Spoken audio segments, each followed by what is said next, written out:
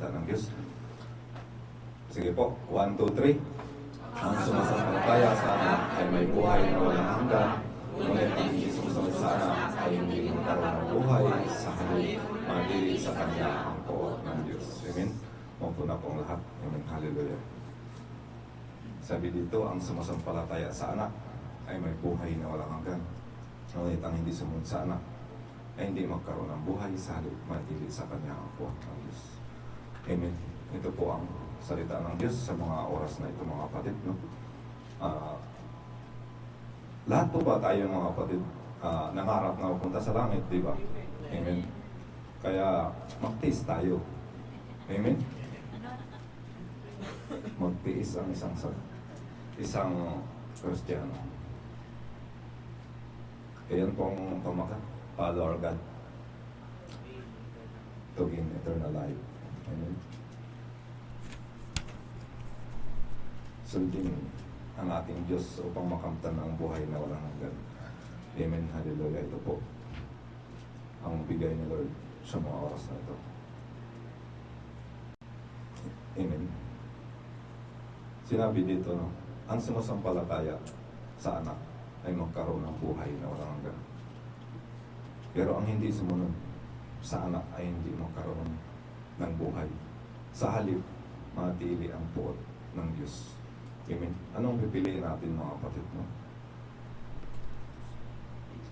Bilang mga lingkod ng Diyos.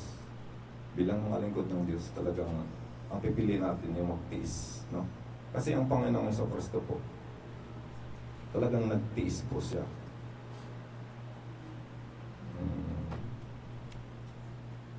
Nagtiis dahil sa kasalanan natin yun. Ang gusto lang niya, nasundin natin siya, no? Patuloy lang tayo sumunod sa kanyang iniutos. Ang Panginoong Hesus, talagang yung buhay niya sinakripisyo para hindi tayo mapunta sa kapamahakan. Amen. Hindi tayo mapahamak. Sure. Yun. Hindi tayo mapahamak kasi mahal niya tayo, no? Ganon tayo kamahal ng Panginoong Jesucristo. Gusto niya tayo magsama-sama pagdating ng panahon. Pero, yun nga, ang isang Kristiyano talaga ay nandyan yung pagsakripisyo, ibigay yung buong puso, no? Pagdating ng Sabat din, talagang walang reklamo ang mga lingkod ng Diyos. Amen. Isipin po natin, mga kapatid, ang Panginoong Jesucristo namatay dahil sa ating mga kasalanan, no? Mayroon akong isi-share sa inyo, isang bibi na usa, tumawid siya sa ilog. Nung tumawid siya, nilapitan siya ng buaya. Ilan yung buaya? Kailan yung buaya talagang kakain yan. Pero nakita siya ng nanay niya, mabilis tumakbo. Hinarang niya yung katawan niya para hindi makakain yung anak niya, no? Para maligtas yung anak niya. Ganon din ang Panginoong Jesucristo.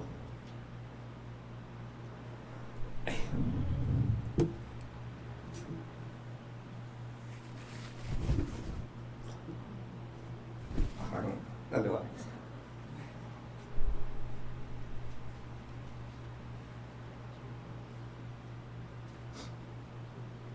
Dahil sa kasalanan.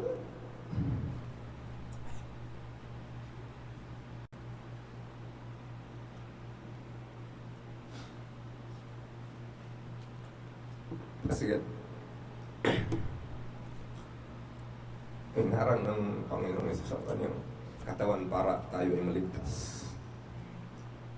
Dahil gusto niya na hindi tayo mapahamak. Amen. Kaya ganun po ang pagmamahal ng Panginoong Hesus. Kaya mga kapatid, sa ating pagtitiis,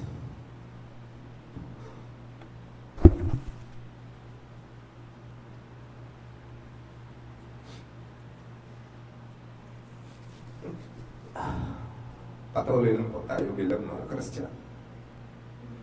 Kasi gusto po natin ng buhay na walang hanggan. Ang Panginoong Yesus nagbibigay ng abundant life at eternal life. Hindi lang mga pagpapala ang ating inaasahan, kundi yung buhay na walang hanggan. Amen. Hallelujah. Para ako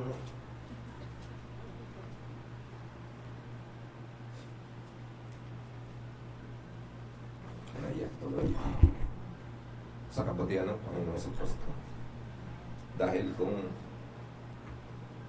talagang hindi ako nakakilala, talagang isa po kung talagang masama. Pero sa kabutihan ng Diyos, talagang nandiyan po yung pagsunod ko sa Kanya.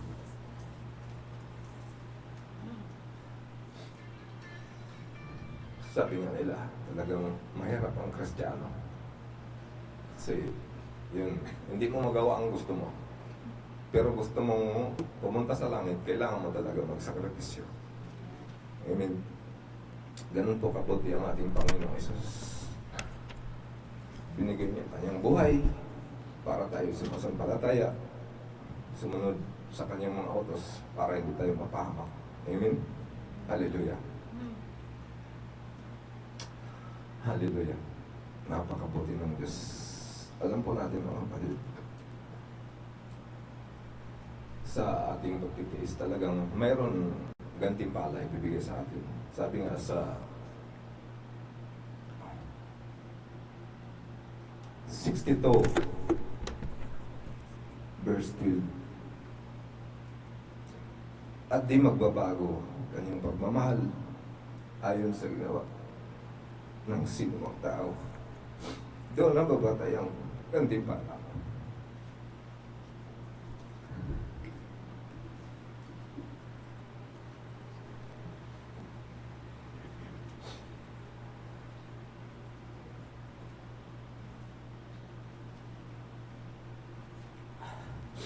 Praise God, hallelujah. Talagang ang Diyos tapat sa kanyang pangako. Sabi nga niya, hindi magbabago ang kanyang pagmamahal ayon sa ginawa ng tao. Kung ito ay mabuti, talagang hindi makakalimutan ng Diyos.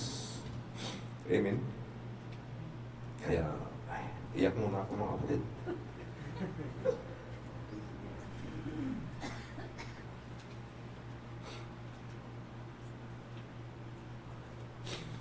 Praise God, hallelujah. Napakabuti ng Diyos. No? Ang gaano siya katapat. Ang kanyang sinasabi talagang totoo. Hindi siya hindi siya nagalinlangan sa kanyang katapatan. Amen? Amen. Hallelujah. Sabi nga sa 1 Corinthians chapter 6 verse 9,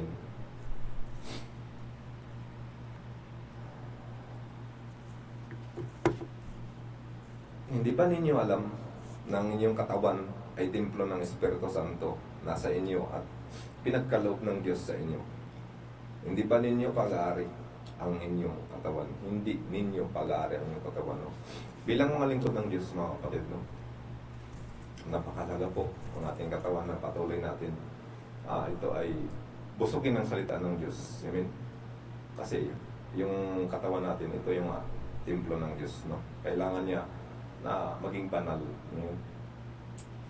Ano bang gagawin natin na palaging banal? Diba? Yung magbasa tayo ng Biblia. No? Para hindi tayo mapahamak. Kasi kung hindi tayo magbabasa ng Biblia, yan nga, yung makamundo ng mga maiisip natin. No? Kaya bilang mga lingkod ng Diyos, no? Palakasin natin ang ating pagsunod sa Diyos.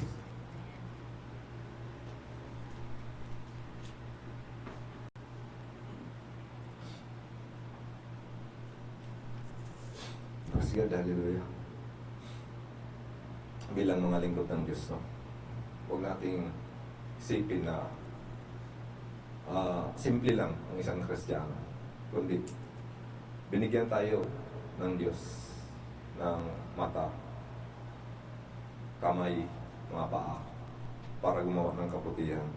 Amen. Hallelujah. Magbasa ng Biblia para marami tayong matutunan na matutunan tayo na puro kabutihan na. Ganon din yung kung ito ay puro kabutihan, ito ay talagang maganda sa paningin ng Diyos. Amen? Bilang mga lingkod ng Diyos. Katulad na lang dito, sa araw ng Sabat din. Amen? Ito ay kalugod-lugod sa Diyos. Napakahalaga po yung patuloy tayo maglilingkod. Amen? Sabi nga sa Romans 12, kaya nga mga kapatid, alang-alang sa masaganang habag ng Diyos sa atin. Ako'y nakikiusap, nayalay ang inyong sarili bilang isang handog na buhay at kalugod-lugod sa Diyos. Ito ang karapat-dapat na pagsamba ninyo sa Diyos. Amen. Napakalaga po, no? Yung sarili natin ihandog sa araw ng Sabat day. Amen. Nakakalugod ito sa paningin ng Diyos bilang mga Kristiyano. Hallelujah. Minsan, yun nga, sinasabi natin na tinatamad. Pero wala tayong magawa dahil ito yung araw na gusto ng Diyos, yung palakasin ng ating panampalataya. Amen. Ihandog. Kasi yun nga, binigyan na tayo ng 6 na araw. Pero ang 7 araw para sa Diyos. Amen? Hallelujah. Napakabuti ng Diyos. No? Patuloy tayo binigyan ng oras para siya isambahin. No? 6 na araw tayo nagtrabaho. Pero ang 7 minsan talagang binaliwala pa. No? Pero magreklamo pa na maraming gagawin. Pero ang Diyos, no, mabuti pa rin kahit ikaw ay nagkakamali, hindi ka sumusunod. Mabuti pa rin ang Diyos sa'yo. Amen. Dahil gusto talaga niya na ikaw ay patuloy mabago at patuloy mabuksan ang isipan, no? Kaya bilang mga lingkod ng Diyos, no, patatagin natin ang ating panampalataya, palakasin. No? Kasi itong 7 araw, Sabat day, hindi naman tayo dito itong pagpupuri natin, hindi naman talaga 24 hours, kundi ilang oras lang. No? Samantala, yung pagtrabaho natin, 6 na araw, maraming oras. Pero itong 7, lagi natin tandaan na para sa Diyos. Amen. Kasi gusto natin ng buhay na walang hanggan. Amen. Hallelujah.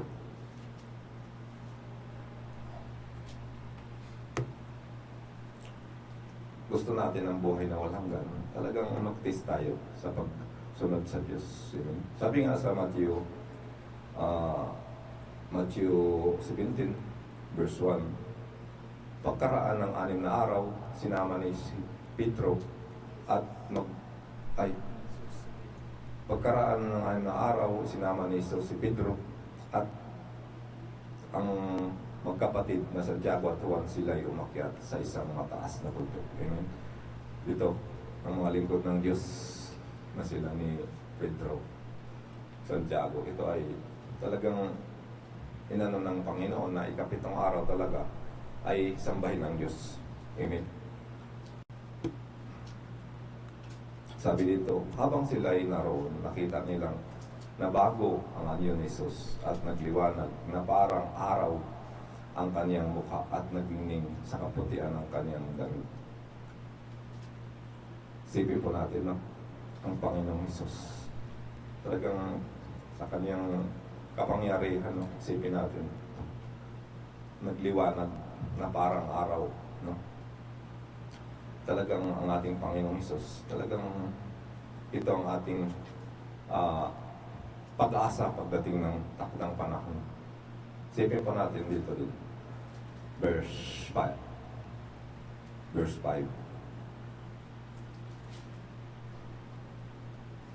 Habang nagsalita si Pedro, niliman sila ng napakaliwanag na ulap at magsabi, ito ang minamahal kong anak, lubos kong kinalugdan. Pakinggan ninyo siya. No? Sabi ng Panginoon Diyos Ama na ang kanyang anak, walang iba kundi ang Panginoong sa Kristo. No? Pakinggan natin siya. Sundin natin. Sapagkat bumaba na nga siya dahil mahal niya tayo mga kapatid na para sundin ang sinabi ng ating Panginoong Kristo. No? Hindi lang sa ating pamilya, kundi yung sa ating mga kasin, ipahayag natin din ang salita ng Diyos na ito ay mapakinggan. Amen. Na talagang sambahin ang Espiritu. Sambahin ang Diyos sa Espiritu at katotohanan. No? Napakahalaga po bilang mga lingkod ng Diyos na magtiis lang po tayo mga kapatid. Hallelujah.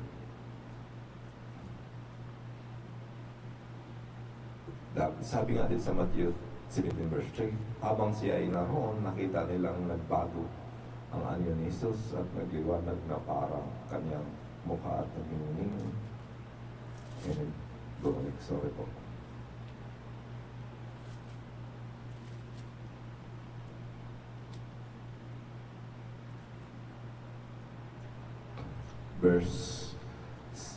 Galatians 6 verse 9, kaya huwag tayong magsawa sa paggawa ng mabuti. Pagdating ng takdang panahon, tayo ay aani kung hindi tayo magsasawa. Amen. Isipin po natin sa ating kabutihan na ginawa. No? Tayo din aani. Kaya magsakripisyo lang tayo mga kapatid. Parang yung magsasaka mga kapatid, no? Sa kanyang pagsasaka, talagang hinihintay na din ang palay. Inalagaan din niya para pagdating ng panahon, mayroon siyang maani. Ganon din ang ating panampalataya. No? Lagi natin itong alagaan. No? Pagbabasa ng Biblia po talaga napaka tama para ito ay patuloy tayo maging matalino. Amen. Sipin natin ang ating Panginoon sa Kristo. Kung gaano siya kabuti. Hallelujah. Praise God. Kaya mga lingkod, bilang mga lingkod ng Diyos, talagang wala tayong masabi sa ating Panginoong sa Kristo. No? Nandiyan na lahat. May pagdating ng takdang panahon talagang mayroon gantimpala tayo. Magsakripisyo lang, gumawa ng kabutihan, sumunod sa lahat ng mga utos ng Diyos. Amen. Hallelujah.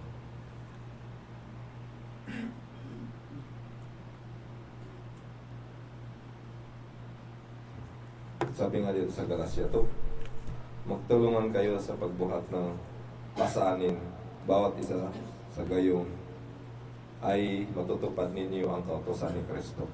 Amen. Ito po, mga lingkod ng Diyos. Amen. Magsakripisyo tayo.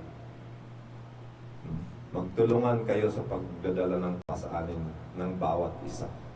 Isipin po natin, no? Magtulungan tayo bilang mga kapatid. Huwag natin iasa sa mga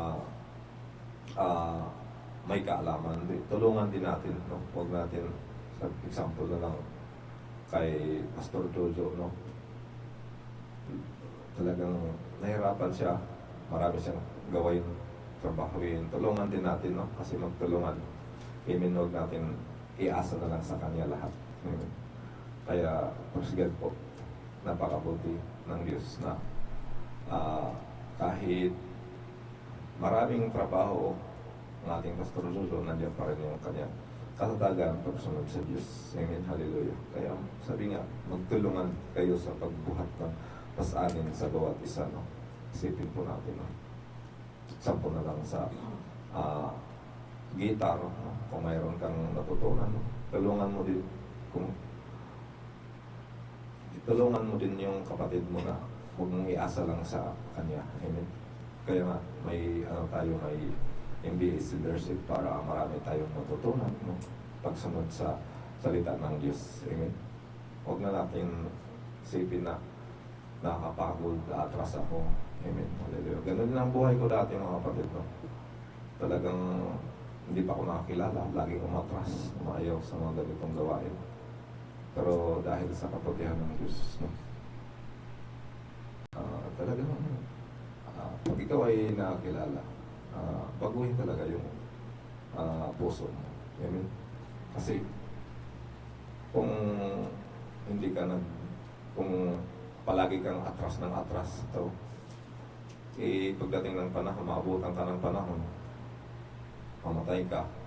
Doon naman talagang pumunta ang buhay, mamatay. Amen? Pagdating ng panahon, naharap ka sa Diyos, sabihin Lord, nandito ka na. Ba't paatras ka ng paatras doon sa araw ng Sabati? Hindi ka nagpatuloy. Wala tayong mga gawa doon. Amen? Kaya habang nandito pa tayo, sulitin natin yung pagpupuri natin sa Diyos. No? Kaya nga, mahirap talaga ang yung sabi nila habang ikaw nabubuhay, talagang mahirapan ka. Pero nandyan yung pagdating ng panahon, mayroon kang maasahan. Amen. Lahat naman tayo talaga nagtrabaho, talagang pagod tayo, pero sa oras ng Sabat, no? Talagang ito ay i-priority natin para sa ating Diyos. No? Kaya bilang mga lingkod ng Diyos, mga Kristiyano, no? Palakasin natin, lagi tayong excited sa araw ng Sabati. Amen? Kasi sabi nga, kung ikaw ay maligamgam, isusupa ka ng Diyos. No? Okay lang kung nanlalamig, mas lalang pag uminit, talagang ito ay maganda. Pero kung ikaw ay maligamgam na, ay wala nang pag-asa. Kaya patuloy lang habang tayo ay nakakilala sa Diyos, magbabasa ng Biblia. Amen. Hallelujah. Kasi lahat naman talaga gusto natin ay mapunta sa langit. Amen. Lahat ng isip ng tao, yung dati din na yung pag-iinom lasing din ako. Pag tinatanong, lasing tapos, gusto mo punta sa langit o gusto pero naghawak ng baso. Inom tayo kasi pagdating sa langit wala nang beer. Pero wala, mali pala yun. Amen. Kaya praise God, no? Bilang mga lingkod ng Diyos, no? Patuloy lang po tayo sa ating pagtitiis, sumunod sa Diyos. Amen. Hallelujah. Napakabuti ng Diyos dahil sa paglilingkod ko, talagang masabi ko, talagang hindi na ako atras. Kasi ang hirap pag umatras ka. Saan ka pupunta? Pag umatras ka, balik ka naman doon sa dati. Ang hirap, no? Kaya naisipan ko yung dati ko. Nagkasabay kami ng kuya ko. Talagang bago-bago pa yung namatay. Alam mo, wala pang isang taon yata. Isang taon na yata yun siya. Halos isang araw lang kami ang pagitan namin pagbalik dito sa Saudi. Marami siyang pangarap. Magtayo ng bahay, bibili ng sakyan. Pero anong nangyari? Biglang nawala siya. Sabi ko, mahirap talaga mangarap na hindi mo kasama ang Diyos. No? Kaya pag ikaw ay nangarap, talagang, Lord, nangarap ako ng ganito. Pero kung ibigay mo, tanggapin ko. Pero kung hindi, basta patuloy ka pa rin nagpupuri. No? Pag ikaw ay talagang sumusunod sa kalooban ng Diyos, lahat ginagawa mo, sakripisyo. Yun ang tinatawag nila na Kristiyanong luto. Amen? Kasi kung pamina-mina, hindi ka sumusunod, laging absent, ang tawag doon Kristiyanong hilaw. Amen? Kaya mahirap talaga ang Kristiyano kasi hindi mo masunod ang gusto mo. Pero gusto mo ng Kristiyanong luto ka. Amen? Pag umarap ka sa Diyos, sabihin ni Lord, ito, Kristiyanong luto, diretso ka pasok sa langit. Pero kung hilaw, sabihin, balik ka muna doon. Hilaw, hindi kita tanggapin. Amen? Ganon. Kaya bilang mga lingkod ng Diyos, no? Kailangan Kristiyanong luto. sakripisyo ang kailangan natin bilang pagtitiis natin. Amen. Hallelujah. Kaya nga, sabi nga sa mga Maral 12 verse 1, no? Alahanin mo ang iyong manlikha sa panahon ng inyong kabataan bago dumating ang mga araw, taon, puno ng kaguluhan, panahon na hindi mo na madama ang tamis ng iyong buhay. No? Isipin natin, no? Mga kapatid, alahanin natin ang manilikha. Sino mo manlikha? Ang Diyos. No? Ang Diyos ang naglikha sa atin. Binuhay niya tayo para ipakita na ito ang mundo. Pero mayroon pang pangalawang buhay. Kaya pasalamat tayo sa Diyos. Huwag nating kalimutan. Ito nga yung laging pagtitipon natin ng araw ng Sabat din. Napakahalaga po mga kapatid. No? Huwag natin itong sayangin sa araw ng Sabat din. Sabi nga diyan, alahanin mo ng bata ka pa, nilalang ka ng Diyos. Amen, hallelujah. Sabi nga sa mga Maral 12 verse 2, alahanin mo ang Diyos bago magkubli at sikat ng araw, bago magdilim ang buwan at mga bituin, bago ka matapunan ng makapal na madilim at naulang. Madilim. Sipin po natin mga kapatid, no? Alahanin natin ng Diyos bago ka matabunan, mga kapatid, na kilala mo talaga ang Diyos pagdating ng panahon. Amen. Hallelujah. Ganong kabuti ang ating Diyos pagdating ng takdang panahon. Hallelujah. Sabi nga, alahanin mo siya bago dumating ang panahon. Nasarado ng mga pintuan, tumigil na ang tunog ng gilingan bago dumating ang panahon ng madali kang magising, himig ng mga ibon o tunog ng awitin at tuluyan ng tumigil. Amen. Isipin po natin mga kapatid, no? Kaya habang maaga pa tayo, maaga pa, o yung mga bata dyan, mga 20 o 25, maganda yan, no? Maaga pa kayo nagpupuri sa Diyos. Kasi kung matanda na kayo, matanda na, wala na. Pag nakinig kayo, pag matanda na, iba na ang rinig nyo. Sabihin, hindi mo na maintindihan pag matanda na kasi. Ang marinig, sabihin, hindi ko narinig yung pastor nagsalita kasi matanda ka na eh. Kaya habang maaga po, mga kapatid, no? Lagi tayong excited, no? Pag matanda na eh, sakit na sa tuhod. Lagi kang excited pero hindi mo na kaya pumunta sa church. Amen? Napakahalaga po. Bilang mga lingkod ng Diyos, may lakas pa tayo. No? Alahan natin ang Diyos. No? Kaya praise God po na tayo na mga bata pa. Ako pa, may edad na po. Yung mga bata pa, dyan, maglingkod na kayo sa Diyos. Ng todo para pagdating ng panahon, talagang mayroon maasahan. No? Hallelujah. Napakabuti ng Diyos. Sabi nga dito, alahanin mo siya bago manumbalik sa labok ang ating katawang lupa at ang ating hininga ay magbabalik sa Diyos na may ibigay nito. Amen? Paano yan mga kapatid, no? Kung hindi ka sumusunod, mabutan ka ng yung katawan mo ay babalik na sa lupa. Tapos, yun nga, yung sinabi ko na kung hindi ka luto ng Kristiyano, no? Mahirap yun. Yung espiritu mo, hindi mo alam kung saan pupunta. Sabi nga nila, mabuti pang espiritu ng hayop kasi doon talaga lang pupunta daw sa lupa. Pero tayo, kung gusto natin talaga makasama ang Diyos, mahintindi tayo sa kabutihan. No? Isipin natin na tayo ay harap sa Diyos pagdating ng panahon. No? Binigyan tayo dito sa lupa ng mga pagpapala.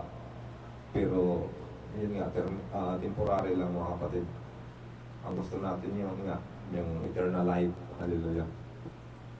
Nawa sa ating narinig sa mga oras na ito, no? patuloy ito pumasok sa ating puso. Amen. Na talagang ang salita ng Diyos ay hindi natin baliwalain bilang mga lingkod ng Diyos dahil pagdating ng panahon, talagang ito yung maasahan natin, no? Huwag tayo mag-isip na okay na yun yung pagpupuri ko. Mga 2 taon na pagpupuri, susunod na taon, ano na ako? Pamina-mina na, hindi na ako, kasi pagdating ng panahon, mayroon naman kung may harap ka, Lord. Sabi ko, Lord, may 2 taon ako doon eh. Sabi ni Lord, hindi ko alam, natabunan na siguro yun. Kaya, habang tayo ay may lakas pa, mga kapatid, no? Hanggang sa pagtanda natin, tumanda man talaga tayo, maabutan tayo ng takdang panahon, kilala tayo ng Diyos, no? Magkikita pa rin tayo sa langit, no? Amen. Napakabuti ng Diyos. Kaya habang tayo ay nainginit sa ating panampalataya, no? Patuloy lang po tayo mga kapatid, magsakripisyo. Sabi nga dito sa Ephesians 6 verse 17, no? Isuot ninyo ang helmet na kaligtasan at gamitin ang tabak ng Espiritu. Walang iba kundi ang salita ng Diyos. Amen. Hallelujah. Isipin po natin mga kapatid, no? Ang salita ng Diyos, ito yung tabak, ano? Walang iba kundi ang salita ng Diyos. Salita ng Diyos, dala-dala natin saan man tayo magpunta mga kapatid. Dahil yun nga, dito sa mundo, maraming matokso ang isang tao pag hindi nagbabasa ng salita ng Diyos. Amen. Lahat naman talaga ng tao na hindi nagbabasa, sabihin natin, hindi nagbabasa. Mayroon talagang posibilidad na mabago siya. No? May posibilidad. Karamihan, hindi naman lahat na mga Christian, pero mayroon talaga na nababago pag hindi nila dala-dala ang salita ng Diyos. Matuksok sila sa mundo. Amen. Kaya lagi tayo magpasalamat sa Diyos, no? Sa ating pagtitikon dito. Kaya dito nga, sabi nga nila, itong PSWM talagang stricto. Sabi ko, stricto talaga doon. Huwag na kung ayaw mo, huwag mo lang problema yun. Kaya sabi ko, ang pag-stricto para naman yan sa Diyos. Amen. Hindi naman yan sa para sa gusto mo. Ang inano dito yung laging nasa mabuti ka yung pagsunod mo sa Diyos. Amen. Kasi kung hindi stricto dito, talagang masabi natin na maraming nagpupuri, pero yun, iba ang pakay nila. Amen. Mayroong pakay lang ang pumunta dito kasi sabihin, masarap ang luto ni Kuya Dexter, punta tayo dun. Ganun yun eh. Amen, hallelujah. Pero praise God po, from unang atin ko dito, masabi ko talaga, sabi ng kasama ko, atin tayo doon kasi maraming pagkain. Sabi ko, sige. Nang tumatagal na siya, sabi niya, ikaw na lang doon kasi nagsawa na ako sa manok. Sabi ko, sige ako na. Sige, bahala ka kung ayaw mo na, basta ako magsimba ko doon. Praise God, hallelujah. Nandito yung lingkod ni Lord na lang sabi nila, atrasabante, pero sa kalooban ng Diyos talagang nabago ang buhay ko. At sabi nga, kailangan mo talaga buksan mo yung puso mo. Kasi pag hindi mo nabuksan, wala.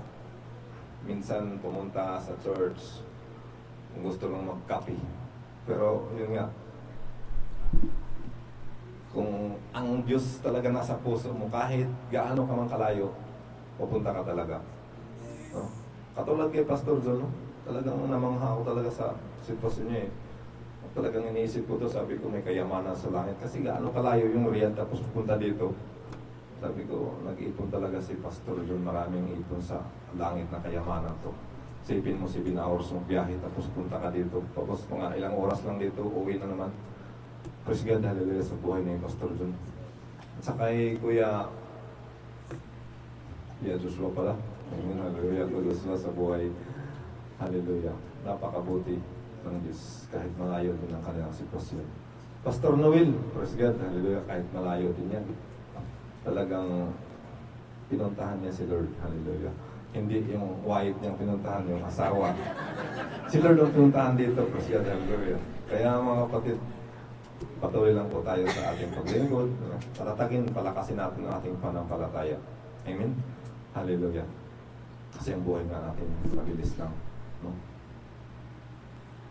Minsan, nakikita mo lang isang tao ngayon, bukas, hindi mo alam.